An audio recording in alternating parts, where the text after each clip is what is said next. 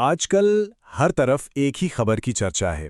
एक ऐसी घटना जो हिंद महासागर में हुई और इसने मिडिल ईस्ट के तनाव को सीधा हमारे मतलब भारत के दरवाजे तक पहुंचा दिया है।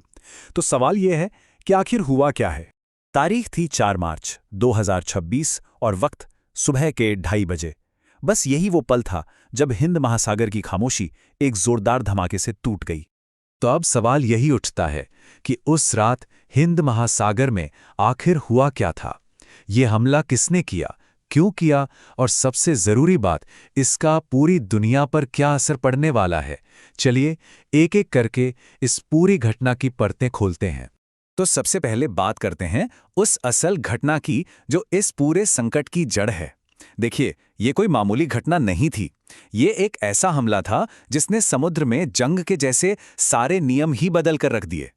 तो हुआ ये कि अंतर्राष्ट्रीय रिपोर्टों के मुताबिक एक अमेरिकी नेवी सबमरीन ने ईरान के वॉरशिप IRS दैना पर सीधा टॉर्पीडो से हमला कर दिया।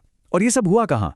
श्रीलंका के तट से सिर्फ 40 नॉटिकल मील दूर। सोचिए, ये दुनिया के सबसे बिजी और स्ट्रेटेजिकली सेंसिटिव समुद्री इलाकों में से एक है। अब जरा हमले का सीक्वेंस देखिए कि ये कितना तेज और कितना खतरनाक था। अमेरिकी सबमरीन ने टॉर्पीडो फायर किया। वो सीधा ईरानी जहाज से जाकर टकराया। इसके ठीक बाद जहाज में आग लग गई और देखते ही देखते वो समुद्र में समा गया।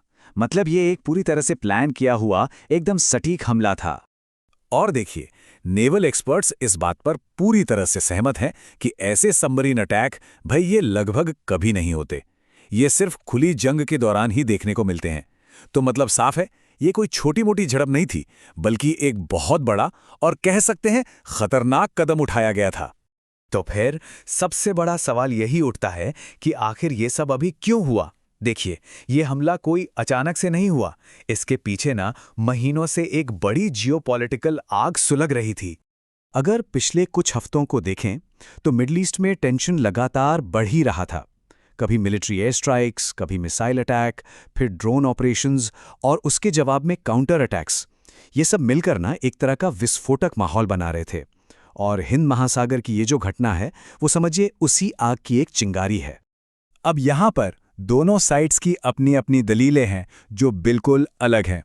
अमेरिका का कहना है कि ये ईरान की बढ़ती मिलिट्री ताकत को रोकने और समुद्री रास्तों को सेफ रखने के लिए एक ज़रूरी एक्शन था।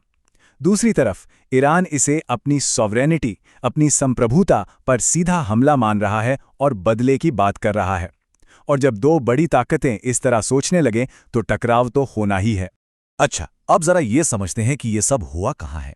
देखिए, ये कोई आम समुद्री इलाका नहीं है। ये तो ग्लोबल ट्रेड की, जिसे कहते हैं ना, लाइफलाइन है। खरबों डॉलर, जी हाँ, हर साल इतने का व्यापार हिंद महासागर के रास्ते होता है। और ये सिर्फ एक नंबर नहीं है, ये तो पूरी दुनिया की इकोनॉमी की धड़कन है। असल में हिंद महासागर एक तरह का ग्लोबल चौराहा है। ये मिडिल ईस्ट, अफ्रीका और एशिया तीनों को जोड़ता है और दुनिया का ज्यादातर तेल यहीं से होकर गुजरता है। तो जाहिर है, यहाँ होने वाली कोई भी हलचल पूरी दुनिया में तेल की कीमतों पर और सामान की सप्लाई पर सीधा असर डालेगी। तो अब आते हैं सबसे अहम सवाल पर, भारत के लिए इसके क्या मायने हैं, क्योंकि ये सब कुछ हमारे इतने करीब हो रहा है कि इसके असर से बचना लगभग नामुमकिन है। देखिए, भारत अपनी एनर्जी और इकोनॉमिक ज़रूरतों के लिए इन समुद्री रास्तों पर बहुत ज़्यादा निर्भर है। हमारा लगभग सारा का सारा तेल, नेचुरल गैस और इंडस्ट्रीज़ के लिए रॉ मटेरियल सब इन्हीं रास्तों से आता है। तो इसलिए इन रूट्स की सेफ्टी भारत के लिए सबसे ज़रूरी है, मतलब सर्वोपरि है। अगर सीधे सीधे देखें तो भारत के लिए 3 बड़े खतरे नज़र आते हैं। पहला, हमारी एनर्जी सिक्योरिटी, क्योंकि तेल के दाम बढ़ सकते हैं। दूसरा, हमारा समुद्री व्यापार, जिसमें रुकावटें आ सकती हैं। और तीसरा, हमारी नेशनल सिक्योरिटी, क्योंकि हमारे बिल्कुल पड़ोस में मिलिट्री टेंशन तेजी से बढ़ रहा है।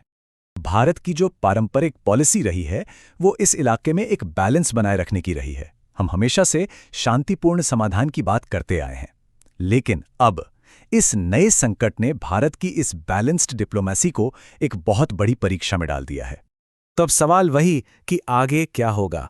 क्या ये टेंशन और बढ़ेगा या फिर इसे कंट्रोल कर लिया जाएगा? सिचुएशन कह सकते हैं काफी विस्फोटक है। देखिए, एक तरफ ईरान के पास बैलिस्टिक मिसाइलें और ड्रोन टेक्नोलॉजी है, तो दूसरी तरफ अमेरिका और उसके साथी देशों के एयरक्राफ्ट कैरियर्स और सबमरीन्स तैनात हैं। मतलब इस पूरे इलाके में इतनी मिलिट्री पावर जमा हो चुकी है कि एक छोटी सी चिंगारी भी इसे एक बड़ी जंग में बदल सकती है। लेकिन हाँ, इस टेंशन के बीच उम्मीद की एक किरण भी दिखाई दे रही है। दुनिया के कई बड़े देश और इंटरनेशनल ऑर्गेनाइजेशंस लगातार डिप्लोमेटिक बातचीत और संयम बरतने की अपील कर रहे हैं, ताकि किसी तरह इस संकट को और बड़ा होने से रोका जा सके।